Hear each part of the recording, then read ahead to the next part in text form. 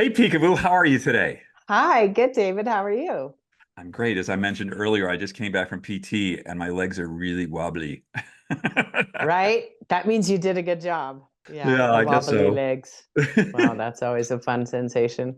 First off, we just finished watching the Olympics, which are awesome. I love the Olympics. And you having competed in a couple of them and gold and a silver medal, what was it like that moment when you decided to transition out of that career into something else? What was that like for you? First of all, it's a sequence of moments that kind of start to add together and become, oh, it's time, right? So there's not like this one, you wake up in the morning and you go, hey, I think I'm done. I'm going to retire. No, there's like kind of this process that you go through as you consider all the things that are out there. Like for me, for example, retiring in the Olympics in front of a hometown and American crowd, really honestly, there was no better way for me to finish my career and put everything aside. Once you're done, boom, you're done, and make the decision.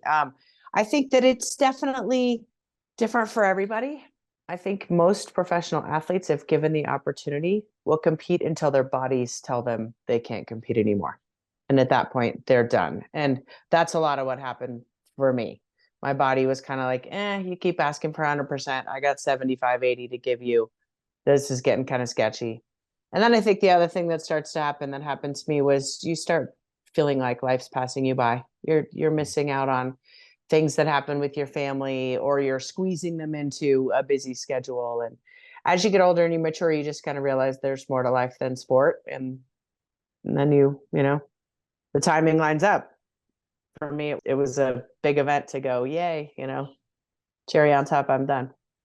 Yeah, good for you. I mean, a lot of people just sort of stay in the game longer than they should.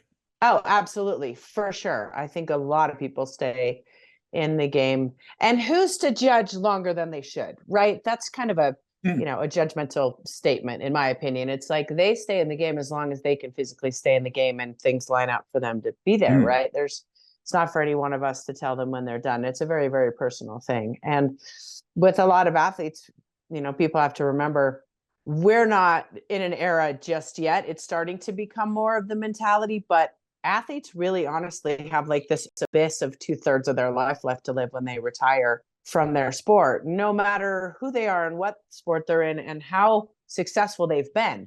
Everybody has like this second mountain that they have to climb.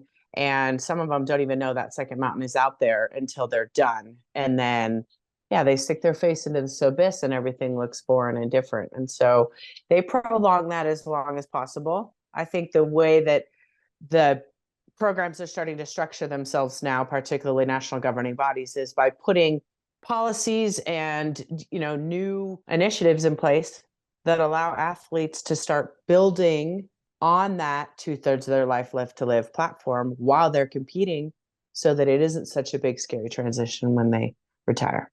You had some pretty horrific injuries. I mean, I don't want to make light of them. Actually, they're really severe. How do those affect you today? Ooh, how do they affect me today? All the time. No, I kind of have to discern in the morning when I get up. Does that hurt because I'm old, or does that hurt because I injured it at some point during my career? But honestly, like depends on how hard I push. If I'm really wanting to push and go be a real go-getter physically, my body will tell me about it. But I think for what I have done to myself physically, I think I'm lucky. I'm prolonging knee replacements for as long as I can because I know I need those. And that's just from multiple injuries to my knees, and ththose joint lines, just the meniscus breaks down after a while and then the whole thing starts to kind of go. So um I have to be careful. I have to take care of myself. It gives me a really good excuse to go have self-care and go do Pilates, my new favorite thing. Right on. I want to get to the meat of what I want to talk about today. So, in your sport, like a lot of sports, you train as a group, but you compete as an individual. And then when you Mm. win, you're in this singular position alone at the top. There's nobody else there with you. Mhm. And I see this as really somewhat similar to people who rise to a CEO position in a company or leadership in an organization. There's very little support around them. They're just Yeah. there on their own. What advice could you give to people in that position? Interesting. I think the first piece of advice I'd like to give that worked for me was I look at it like it's the tip of the spear, right? It's like when it comes time for competition, it's me and the course. I've got my team and we've done our prep, but there's only room for so much here at the on the tip of the spear, right? I'm also not going to be there forever.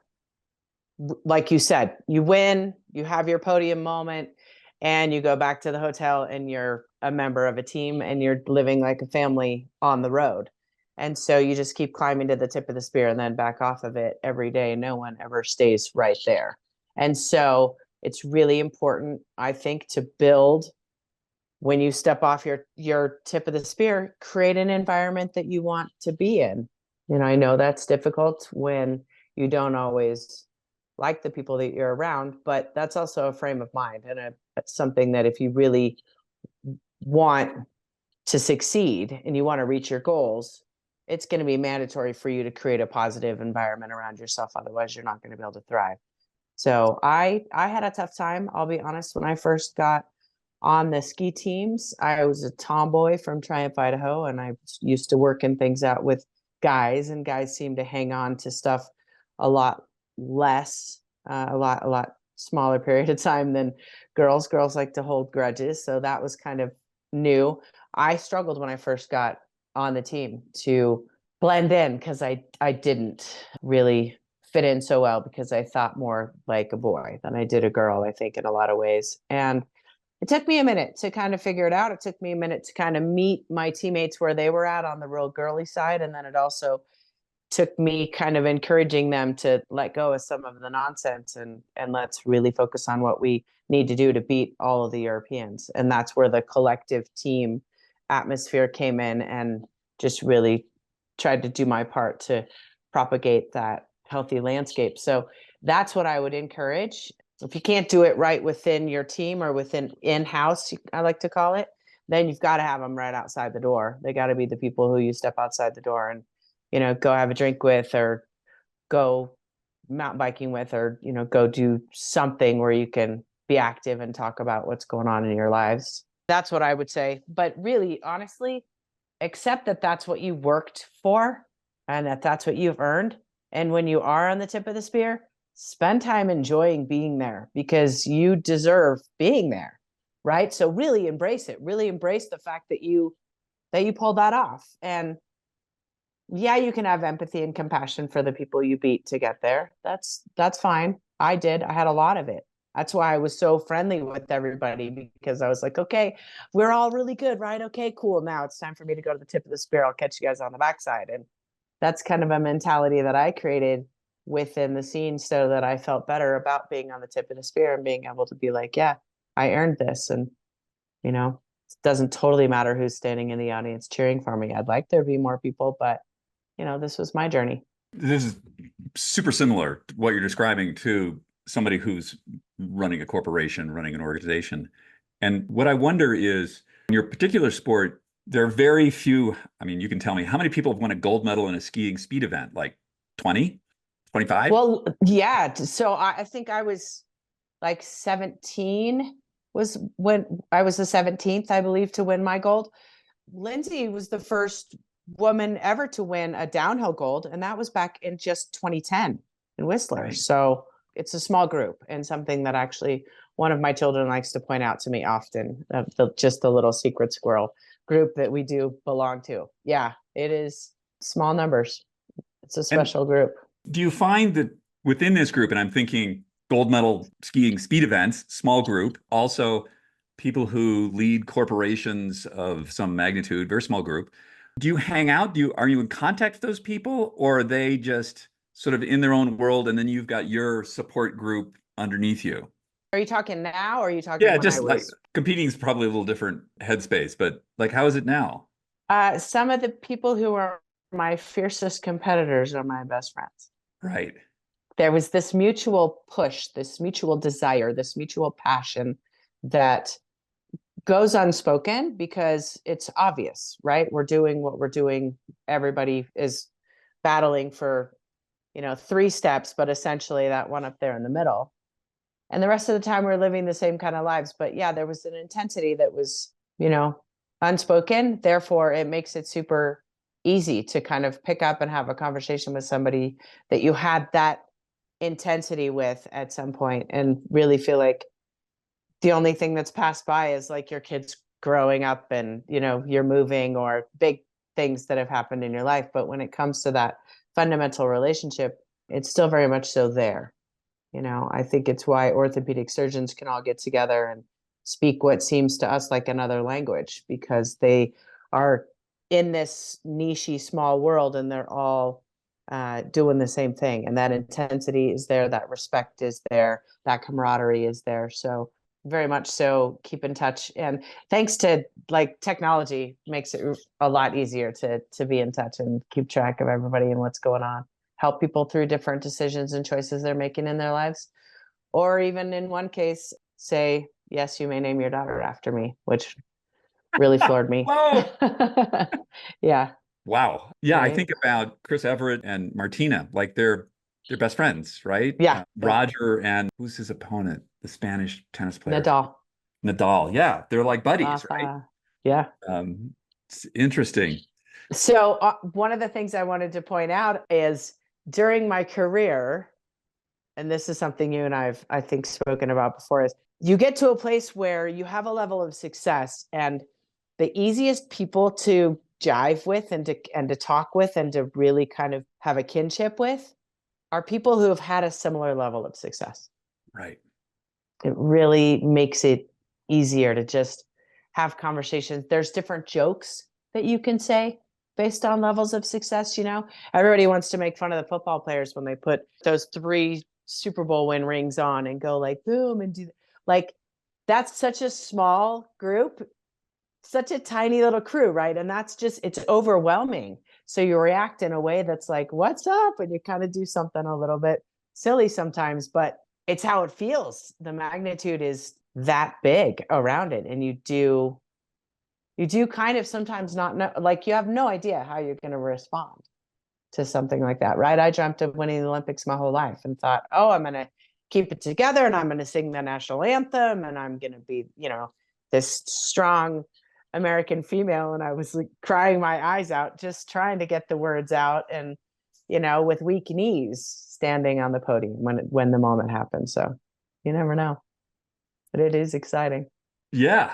When faced with an opportunity to excel, some people, unlike yourself, feel feel overwhelmed by the pressure to perform. Like that's the majority of the human race. Yeah. So, and I know that, you know, sometimes you work with young people, you work with other people. How do you help them embrace that? There's several techniques that you can use to try and, you know, get somebody out of that space. The big thing is changing it from the past and the now to the future and really trying to visualize the outcome that you want and not leave any time or space or air for fear, doubt, or a negative visualization to have room to live. You got to snuff that all out with visualizing yourself succeeding, feeling yourself feel what it'll feel like to cross the finish line and see a 1 by your name. Feel that and then make that a reality. And ultimately, that's what I tell people is focus on all the stuff that's going to make that happen and make sure there's no room for all the stuff that isn't going to help that happen. Now, that doesn't mean that you know, that you be irresponsible and not consider the things that you've gone through in your past that have led to maybe an outcome you don't want. You can be careful about that. Like, oh, last year we raced here and that turn was really hard.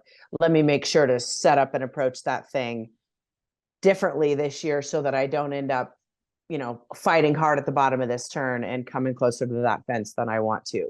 Those kind of adjustments for sure, you're making them, but really visualize yourself and feel within that visualization yourself succeeding at the level you want to succeed.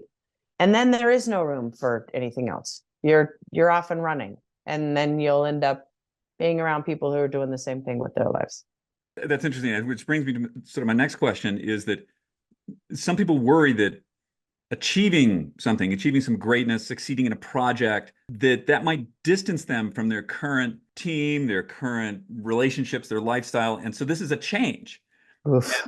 And some people, they sort of forecast that out. They're like, okay, if I do this, this is going to change for me. Maybe change I'm not that comfortable with. How do you approach that? That's a tough one. And that does happen a lot. I do believe that that inhibits a lot of people from being way more successful than they could have been otherwise. I had a teammate at one point in my career. I just kind of put her on the spot. I was like, what's going on? You clearly are a good enough skier to be finishing in the top 3 on the World Cup. What's going on? And she looked right at me and she said, I'm afraid of who I'll be when I succeed. It's the first time I really had to kind of look at it since I was, first on the scene when I won my first world championship medal. And the first question everybody asked me was, how did you get your name? Like, it had been since then when I had to, feet to the fire, figure out what kind of person I was going to be on a national, everybody knows me stage. But this was a teammate who had been like building her way up and was looking at like throwing that switch and going to be somebody that, becomes either a household name, you become somebody everybody feels they have the right to judge. And then, yeah, there's that, what's it going to do to me and my teammates? What's it going to do to me and my friends? What's it going to do to me and my friends that I used to race with that did never make it this far? And now I'm going even further. So everybody just wants to belong. So that's a fear that I think a lot of people have. And you weigh it out. How much more do you want what you set out for? How much hungrier are you for achieving your dreams than being liked and being in the crew and having your buddies? And that's a crossroads. And when you get there, you have to make a decision, right? Who's coming with you, who isn't. I advise a lot of the kids I work with to, when they do their journaling, one of the things I encourage them to do is journal about your teammates, journal about your coaches, journal about the people that are in your world on a daily basis. And how do they help you? How do they hinder you? Do they give you energy? Do they pull energy from you? It's all part of the recipe for success, is how you relate to the people that are around you while you're getting ready to do your thing. And that's something that's really important, I think, and can help a lot when it comes to being go time. Like, who do you stay away from, or who do you go be around, based on whether it's going to be a give or a take of your energy exchange. I think that's very well said, that, none of us who've had any success, we didn't get here on our own. We got here because all these people helped us. And Yep. our lives are really in the hands of others. And to the extent that we can encourage them to help us is incredibly important. And I find that, especially with people who are in business or something, you're not going to meet a CEO of a corporation who's not incredibly charming and able to get people to rally around them to help them out. It may be a little different in sports, but I'm guessing if you're a total jerk, nobody's going to want to help you. Yeah, no, it's very, very similar. And a lot of the athletes that do have the most success are the biggest characters and do have a lot of charisma and are just looking for that opportunity to kind of be real, be them, be authentic, and be accepted for that, ultimately. And, it's obvious there are some people who are built to stand out way more than other people. And there's, some people that aren't, but that pizzazz and that appreciation is there with everyone, like watching the men's basketball team and Kerr coaching, and then have LeBron and Steph pull together like they did. I mean, just kind of, there's so much that all of them had to get over in order to get to that beautiful moment or two that we got to see during Paris. It's magic, right? And those are magical personalities that ended up turning kind of towards one another and creating this intensity and this brightness and this inspiration and love, if you will. I mean, it was really, really cool. It was very powerful to see. And that can happen.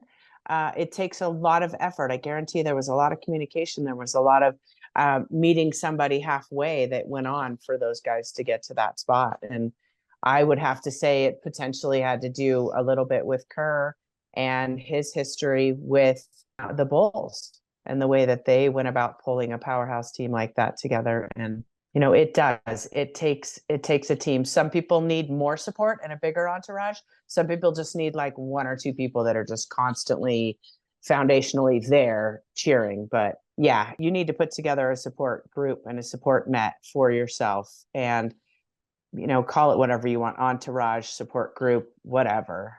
Everybody needs to be told that they're okay. And believe it or not, winning a gold medal doesn't just kind of pull that off. Like I was talking about earlier, it's the tip of the spear. It's somewhere that you get to and you experience, and in the heat of the moment, there it is. But now it's just an item that sits in my drawer in my office. And, I get to marvel at it a little bit when I bust it out, but it's not like that feeling of being on the tip of the spear, like, is propelling me on a daily basis. I have to make a conscious effort to go, oh yeah, I did do that. And I do have that experience in my tool belt. It's not happening all the time. You have to recreate it. You have to recreate the magic. And that's what being around people who were there when that happened helps you to do that. And if those people can be your family and the people that you're around all the time, you can kind of keep the intensity up and keep recreating the magic. We had very different upbringings for a whole lot of reasons. Like my mom came out of the Depression, and it was all about not standing out, right? It was all about diminishing. And I did well on tests and stuff, and I had various different ideas on things. And she was like, nah, you just want to sort of like average out, right? Don't stand out. Don't be authentic. And truthfully, it's taken about 40 years to get over that. So that's another thing for you. Like totally the opposite, right? But my guess is you come across people like this. What do you say? First, you got to unpack it, go all the way back, unpack it, figure out what your relationship is with, with all the different yous that exist in your life, and then repack it in a way that you want to. I mean, honestly, it's literally like moving from one house to the next. You have to go through it all. You have to look at everything you have. You have to decide whether or not it's working for you or not. And if it isn't, you got to get rid of it. But you got to lean into it and touch it and smell it and get close to it and be like, how does this work for me? I mean, I know now I've got a 6-year-old, a 12-year-old, and a 17-year-old that all want to come in and help me run the show sometimes. And it's just hysterical. And I'm like, yeah, no, you guys need to chill back out. I got this. And you make your life what you want it to be. You have to be real and honest and look at the stuff that has made a huge impact on you. And again, where are you shining your magnifying glass? Where's your microscope? I can shine it on a different situation in a different way. Like my dad used to take me to the top of the mountain, give me a couple bucks and tell me, keep up or I'll see you at the car at 4. And there's times when I look at that like, yeah, that's the greatest thing you could have ever done. I was like keeping up no matter what. And I learned how to ride a flat ski and ski amazingly. But when I look at the mental side of it, I'm like, I was afraid to even stop to go to the bathroom. And and I didn't want to ski the rest of the day by myself. So it was kind of traumatizing a little bit in a way to be like, oh no, my dad's going to leave me if I don't keep up. Right. But I flipped it in my head always as being something that benefited me because I learned how to ski so fast. So, you unpack it, be honest with yourself about how it serves you or doesn't serve you, and then build your recipe that you need for success. I keep coming back to this one, but it's really essential that the ingredients that everybody utilizes on a daily basis, whether you're applying it to your family or your relationship or to work or to being a professional athlete and trying to win a gold medal, you're creating a recipe for success that works for you like 90% of the time. And then there's these different ingredients that you pull in here and there in order to make it useful for whatever the environment is that you're currently in. Like take skiing, for example. We go out on the hill and we go skiing.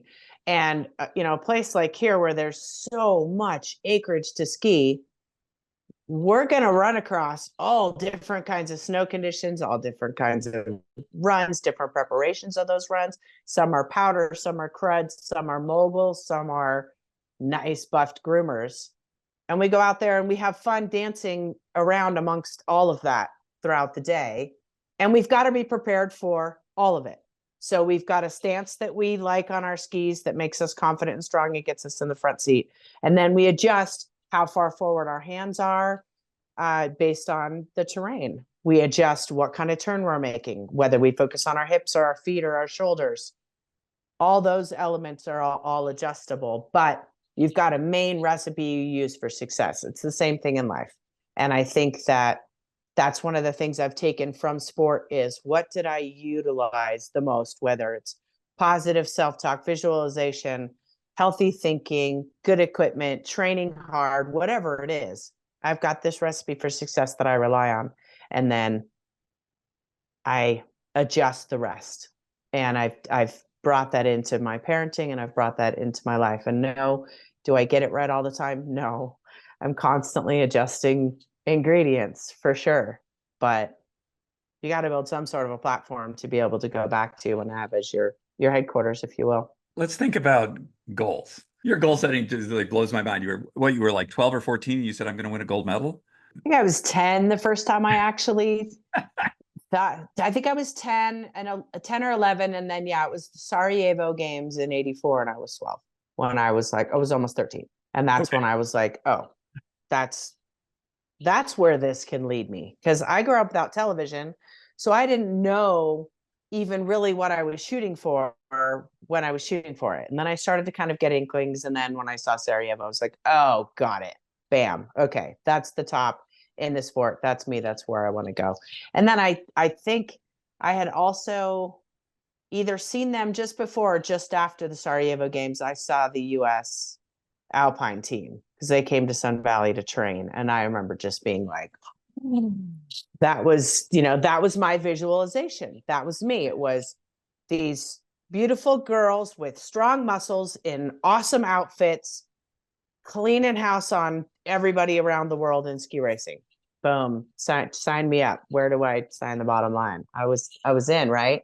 And so, yeah, I just kept believing it. I kept focusing on it and I kept visualizing it. I would draw the Olympic rings in the steam on the mirrors or windows, or on the frost on the windows or mirrors on the windows of the bus. I would draw on a piece of paper a podium and myself standing on the podium with the Olympic rings above me and the number one. Like I was constantly putting it out there. I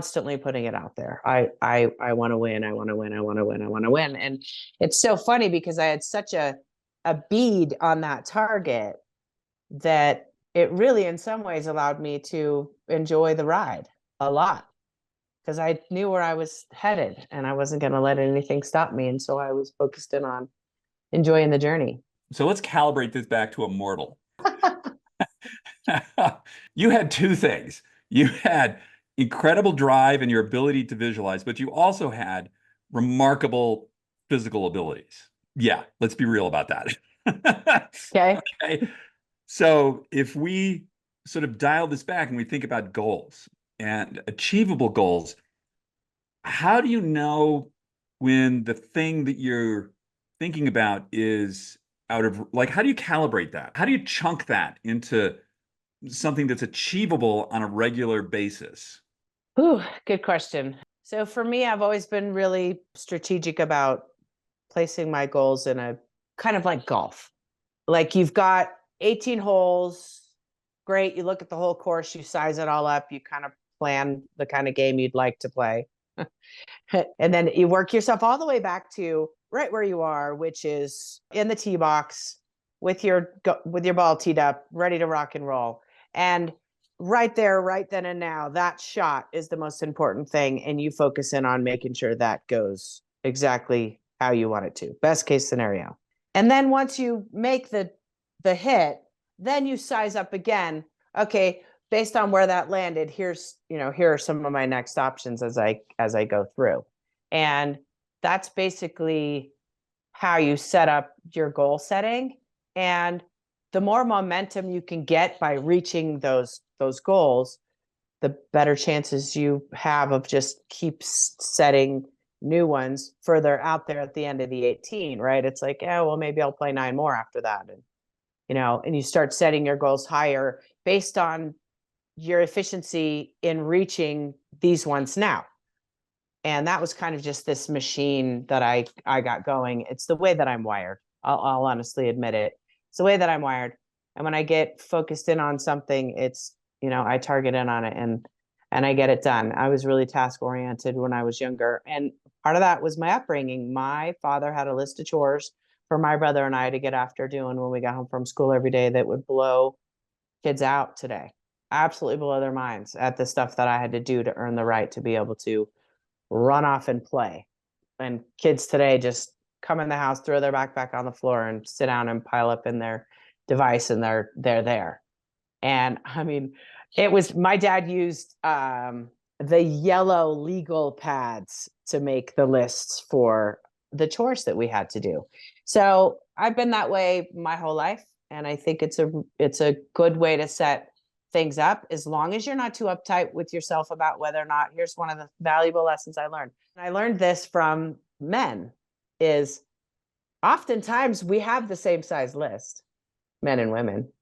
Men are just better at being like, yeah, I think I'm going to move all 5 of those items to tomorrow's list because something came up today that I want to, like, I'm going mountain biking with my friends, or there's a fun factor that came up, or a more important factor that came up, and they're able to make that adjustment. But the fun one is the one that I really encourage people to go for when that spontaneity hits you, especially if you have this kind of type of driven personality like this. Is, be spontaneous, go for that ride, take a break and go have fun and slide a couple of list items to tomorrow's list. But the goal setting is a way to just kind of build a foundation under yourself perpetually on your way to going. And with that foundation leads to a perpetual belief that you can accomplish your goals and get where you're headed. And sizing it up emotionally, you say, is the risk and reward balanced? Is the effort and reward balanced? And I always say, if the love of what you do exceeds the effort of doing it, success is inevitable. I love that. I like the golf course metaphor. So you're doing like one hit, one hole at a time, and you want to get to the end. But maybe halfway through, you realize, maybe I should reevaluate going to the end. Maybe there's something. And I think about, like, when you changed your career, you reevaluated. You was like, oh, okay, body's only 75%. To perform at the elite level, I really need 100%. So we need to recalibrate what the goal is. I think there's a lot of wisdom in, a lot of people say, well, never give up. I think that's insane. I think giving up, you need to sort of see what the landscape is, how you change, what's going on out there has changed, and then have tenacity, but be wise enough to know when to, all right, this isn't going to work for me. Yeah, that's a tough one for all of us when we end up there. I ended up there a couple times in my career. Was like, okay, I should retire in '89 after the World Championships, and then was like, yeah, no, I'm going to go all the way, and went a whole nother decade. But I think that keeping track along the way, which is this journaling that I've encouraged anyone that I work with, I encourage to do, it allows you to go back and have a look at where you were emotionally, where you were mentally, where your motivation has been, and what the recipe was around you during that time.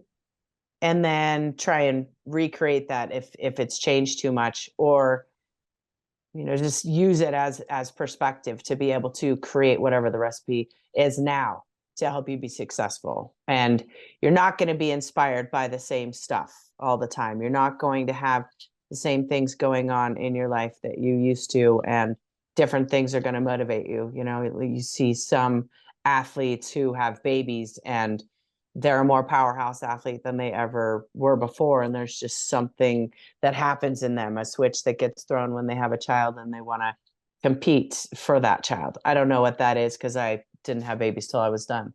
But I think keeping better track along the way will also help you recognize when it is time to make that change, when something does call you more and you say, I'm going to charge after this. And then there's the interesting thing of, well, am I nervous about too much time passing me by? So am I stepping away because I'm of fear and I want to set up my life and not like fall through the cracks when I get down the road? Do I want my body to be more active and mobile so that the rest of my life isn't really difficult because I've hurt myself so much?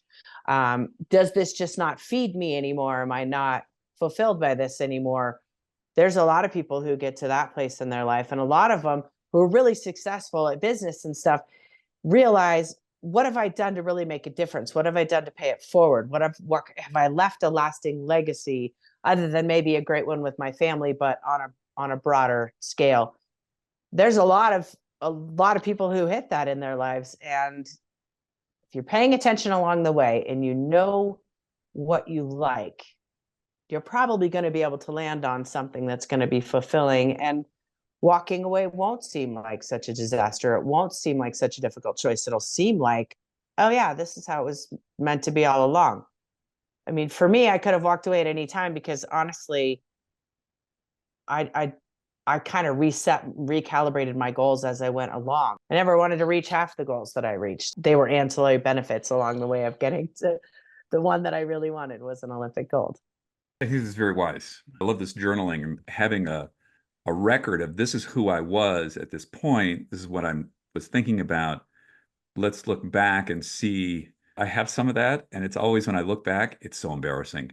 I think to myself, oh, what a dum-dum you were. Mm-hmm. Mm-hmm. But it was so authentic at the time. Yeah. It was so very authentically you, right? And if you don't go back and dig down into the authentic you can't recreate the passion for it. You know, it's what I tell athletes when they get injured and they have to go back to the drawing board and start all over again. I tell them, listen, I advise them, you stepped on every rung of the ladder on the way up. Just go refamiliarize yourself with that territory around the ladder. And if you've got a journal that talks about, and I'm everything, the food you liked, the music you're listening to, how much sleep are you getting? Who are you hanging out with? Where do you live? What kind of car are you driving?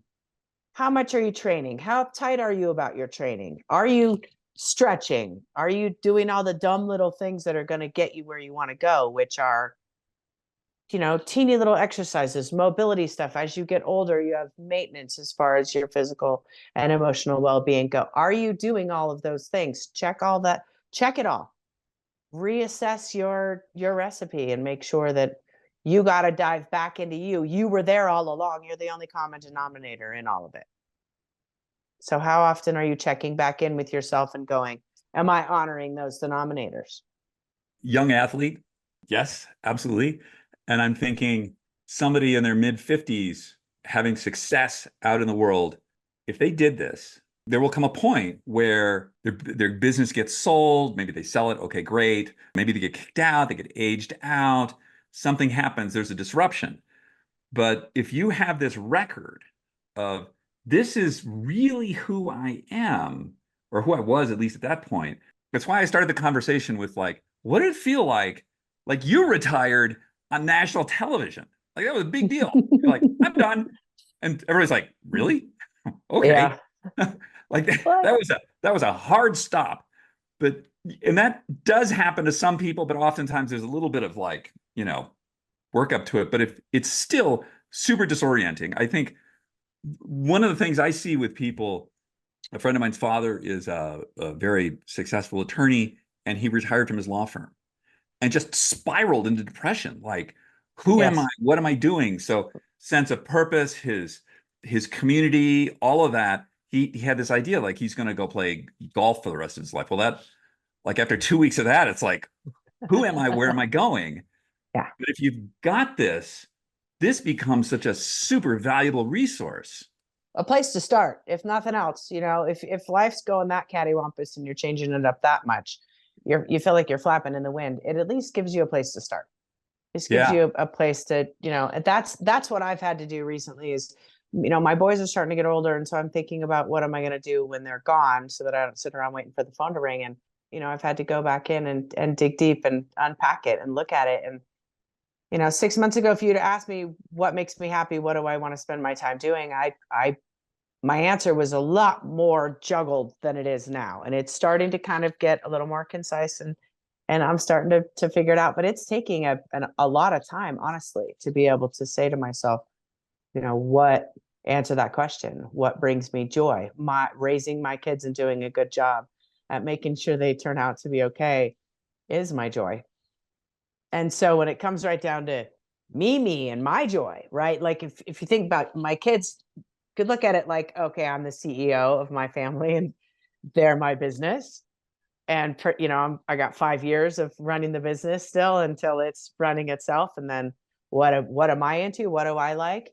Yeah, I'm happy to go back to my journals. I'm having to go back to having conversations with, with friends about what did we dream about? What did we used to lay in the grass and watch the clouds go by talking about? And that's how you really kind of, it's a place to start, if nothing else.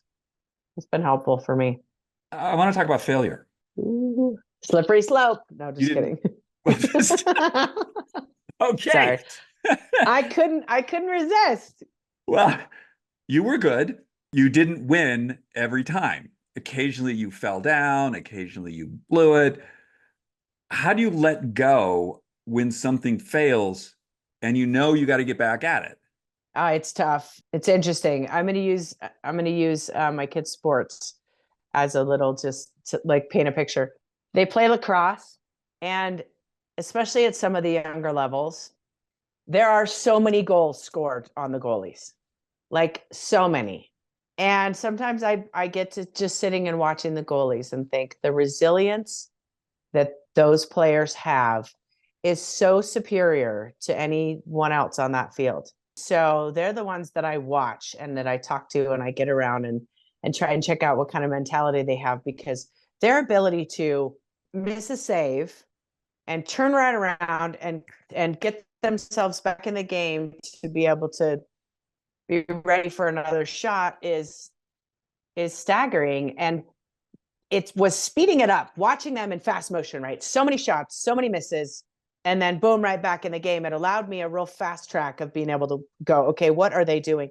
They're just turning it around and focusing on the next thing. Phil and Steve Mayer said one time, if you don't want to be out training anymore, just get through the day and know that tomorrow's a new day, and get through this one as fast as you can. It basically is just keep moving forward, just keep pushing forward, and trying not to let yourself do in the military they call it a debriefing, but do your little like sit down roundtable discussion of, oh, how did that go and why, right? That you got time for that later. So like in ski racing, you have a minute and a half to run a course. You don't have any time during that minute and a half to go back and go, oh, well, that turn, if I'd have just come in a little straighter on that one, no, that's in your video session later, or that's on your chairlift ride because you're getting ready to run it again. But it's not for when you're skiing the next gate or the next gate down the course, right? You've got to pick your time where you break it all down, figure out how it went, change a couple of variables, and then go at it again. What I hear you saying is be present, look at what you've done, for better or worse, analyze, but then don't ruminate. Just let it go. Okay, You have to. another Yeah. day. Yeah. Well, and you focus on what you have control over when you have control over it. So you get organized to be like, okay, well, when I have control over setting up right for that left-footed fall away gate, I'm going to. And that is in the middle of my next run. Boom. And then you've got a plan for that fall away left-footed gate, and you'll execute it when you get there. In my previous career, I was a photographer, and the nuttiest people that I ever photographed were relief pictures in baseball. Okay. So they spend the whole game in the bullpen, kind of in their own nutty world over there. And then they get called in, right? And they have one job. You got to throw 3 pitches and get this guy out. If they fail, right, and they don't get the guy out, they will ruminate about that for decades. Right? Yep. There's a saying, isn't there a saying that says human beings are the only species on the planet that will punish ourselves repeatedly for the same mistake? Right. Right. Yeah. I think that we for sure have that mentality. It's one of the things when I'm talking to young kids about their winning and losing. There's a couple things that I say. One is you can only spend as much time ruminating on a loss as you would on celebrating a victory. So you got to keep that in check and keep that in balance. And what it ends up doing is decreasing the amount of time you ruminate and increasing the amount of time you celebrate. And so you find a balance in there. And so that was my job with that one. When with a lot of people, when they asked, that's how I did it. And that's how I encourage a lot of people to do it. You learn more about yourself when you fail than when you succeed, like so much more. And I think part of it does happen because you do ruminate so much. But I think it's a really important, that's even a journal piece, is like, how long did this one bum me out? Was I grumpy all the way through to the next day? Was I not okay until I like beat somebody who had beat me? And that was part of my rumination. And like, let's be real about it all, right? But you can journal about how long even that process takes you and what you're doing inside of it. I remember asking my sports psych guy, Sean, one time after Lillehammer, I won the last training run, and the downhill was the next day, and I couldn't stop visualizing myself racing my run, winning a medal, and doing interviews with the press.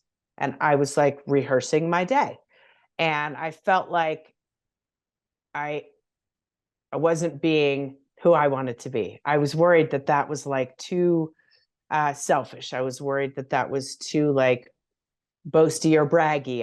I was worried about how that was gonna be seen or thought of, even in myself, because I wasn't sharing with anybody that that's what was happening. And I called him and I said, I need to talk to you. And it's going to sound like a really funny question, but I said, I can't stop picturing it all happening tomorrow the way I want it to happen. And he kind of giggled a little bit and he said to me, please don't stop. Like, it's an absolute positive thing. He said, if it is starting to kind of worry you and turn even the slightest negative, put a timeline on it and only do it for 30 minutes, then take a break for however long. When it creeps in again, set your timer again. And each time it creeps in, try and reduce the amount of time that you're fixating on it so that it stops, rushing you. Because if you have this adrenaline rush every half an hour all night long, you're not going to compete very well tomorrow. You got to find a way to calm down, right? But that was the perspective that I had to come to it from, because that's what was happening with me. And it wasn't a bad thing. It was actually a really good thing. I just needed to kind of round the edges off of it a little bit and make it a little less intense. But yeah, if you want something, man, fixate on how you're going to go about getting it, but keep track of when it turns, right? There's a good and a bad pain when you're doing your rehab, and when you've pushed too far, you got to stop.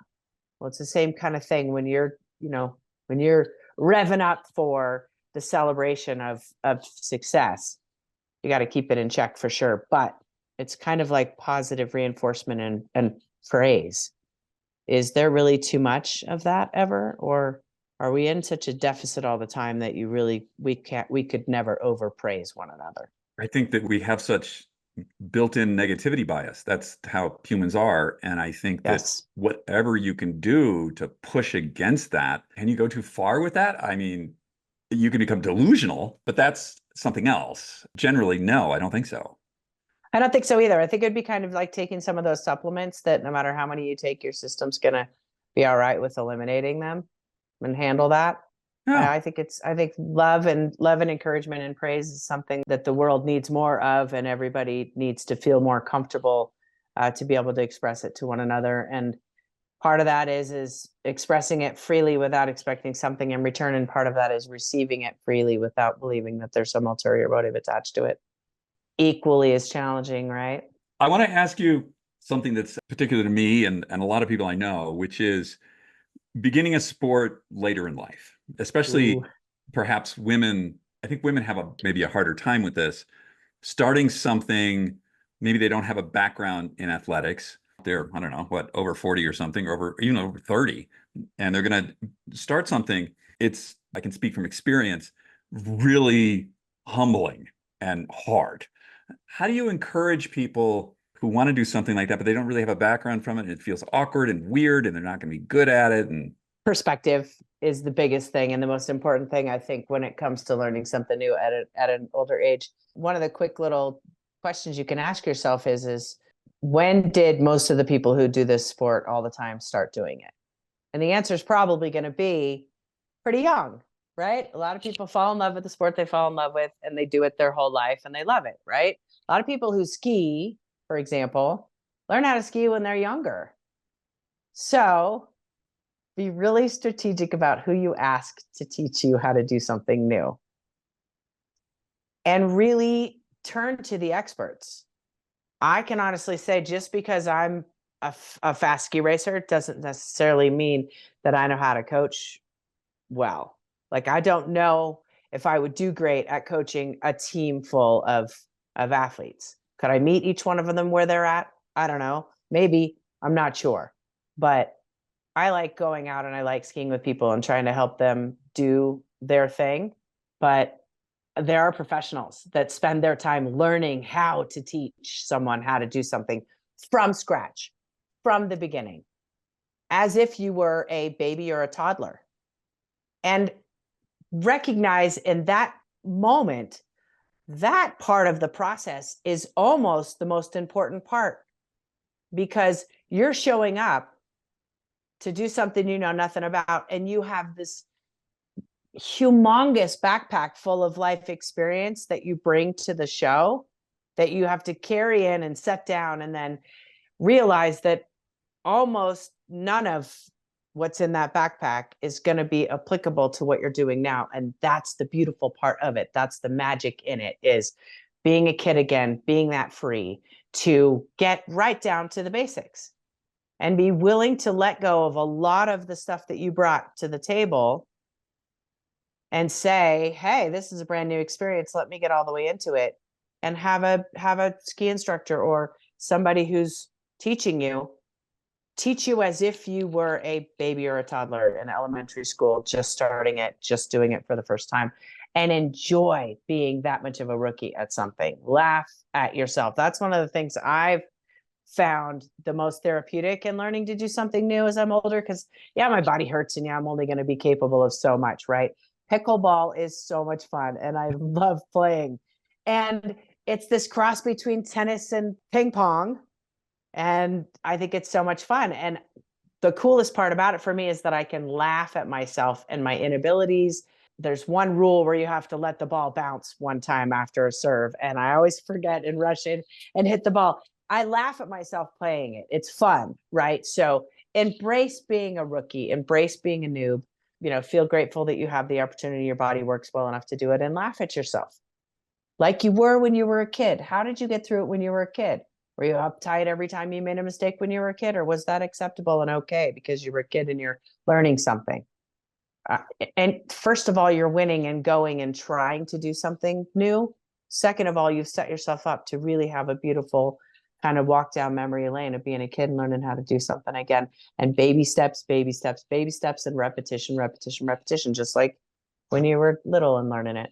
I want to ask you, go back, your injuries and stuff. I know that you're really involved with your body, with keeping yourself in the best shape that you can. What's your recipe for success today as a mid-50 former elite athlete? What do you do?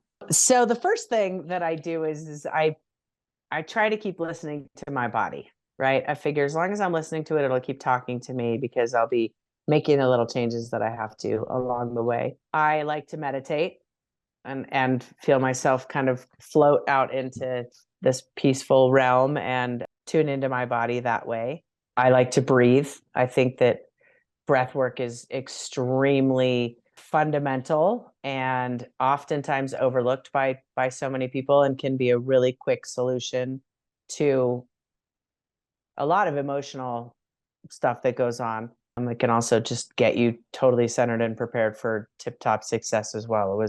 Breathing was a big thing. I thought I knew how to breathe, but then I met a doctor from back east who is actually making a business out of teaching people how to breathe, because he's seen so much success through his practice and wellness of his patients with it. So he's just launched a new site called Breathinance, which is a great approach to it, adding music to it. Sound and vibration is something that people are becoming aware of. I think all of it is essential. And then always have somebody to talk to. That one's really, really important. Some people like it to be a therapist and everything's real private, but Some people just have really good friends that they can talk to honestly about what's going on. And having groups, for me, it's having groups. I grew up on a team, even though we won and lost separately, we prepared as a team. And that's something that's still important to me. And so I've always liked working out with either a couple people or groups.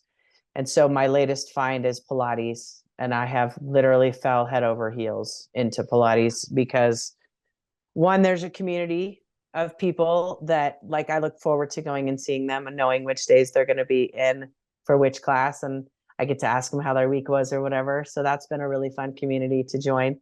The other thing about Pilates is it allows me to, on a real micro level, stay tuned into me, because some of the exercise, well, most of the exercises put you in such a compromising position that you're utilizing some of the smallest muscle bellies and the smallest connective tissue you have in your body in order to pull a range of motion off. And if you do have an injury or a dysfunction there somewhere, Pilates is going to show it real quickly. There's no ego attached to it for me of like, which spring am I on and how many reps can I do? And, am I able to do the hardest thing class has to offer? No, I really don't care. It's all about doing good form and being able to do the exercises so that I strengthen the parts of my body that need to be strengthened, and the overall stability that I've recognized across the board, from picking up a laundry basket to skiing with Pilates, has been phenomenal. Because like I said, all those little connective tissues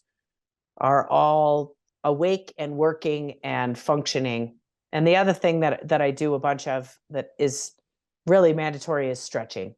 And by stretching, I don't mean just like, sitting down and bending forward and touching my toes. I mean like manipulating my tibial plateau anteriorly and posteriorly so that you're shifting the bottom of your leg and separating all of that connective tissue, at the top of the tib fib with the anterior tibialis and the gastrocs in your calf and all that, and then all the way to the bottom of the quad where that all attaches, and really making sure that your joint lines move and are either you're pushing on them and rubbing on them to make them become aware of you, or you're putting them through some really specific isolated range of motion. And I'm talking from your fingertips and your toes all the way through your whole body, every vertebra in your back and neck, your shoulders, your hips, all your stabilizing joint lines for sure. Really tuning in and paying attention to all of them, whether it's breathing, meditating, doing little stretches, or doing Pilates exercises where, you're stressing the joint line, but in a way that gives you a stability more so than strength. And I think that's the base to everything that is allowing me to even dream about skiing as much as I do, and go to the gym and lift as much in the weight room as I can, or ride my bike for as long as I can and not be so sore, clean my house and not be able to not move for 3 days. Pilates has given me the base for life that I hadn't found in anything else. Amazing. Picabo, you're so awesome. I'm so happy I know you. Thank you. I feel the same way. Thank you. This is wonderful. If somebody wants to reach out to you in some way, what would they do? Well, I have an Instagram, and my business manager's phone number is on there. And then I'm also in the process of starting a website right now where people can have more access to me, because like I said, my kids are getting older. And so I'm starting to think about how I can get back in the saddle of making a difference with what I've been blessed with for success in my life. And so, yeah, I'll be posting it up on my Instagram as soon as I get my website created. Super. We look forward to that. Have a wonderful day. And I've really enjoyed this conversation. I will. And I did too. Train hard. We've got to ski this winter. Oh, gosh. Okay. You got it. I got you.